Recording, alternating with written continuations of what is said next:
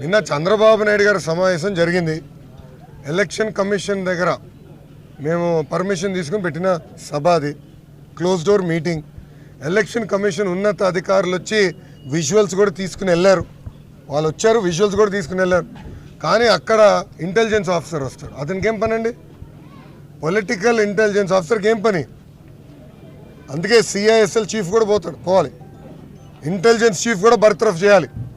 దీనిపైన గట్టిగా తీసుకుంటాం, సీరియస్గా తీసుకుంటాం. మేము ఈ ఇష్యూని వదిలిపెట్టదలుచుకున్నాం.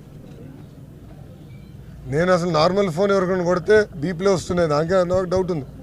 ట్యాపింగ్ వీళ్ళు చేస్తున్నారు. తెలంగాణలో కూడా జరిగింది అనేది ఈరోజు బయటకు వచ్చింది కదా, అలానే ఇక్కడ కూడా చేస్తున్నారు. దాంట్లో ఎలాంటి సందేహం లేదు. కానీ ట్యాప్ చేసినా మేము చేసే తప్పులేం లేవు కదా, ఏముంటుంది అనుకుని మేము ఏ అభ్యర్థిని పెట్టబోతున్నాం ఇవే ఉంటే తప్ప ఎందుకు భయపడాలో మేము. కానీ వాస్తవాలు ప్రజల ముందు మేము పెడతాం.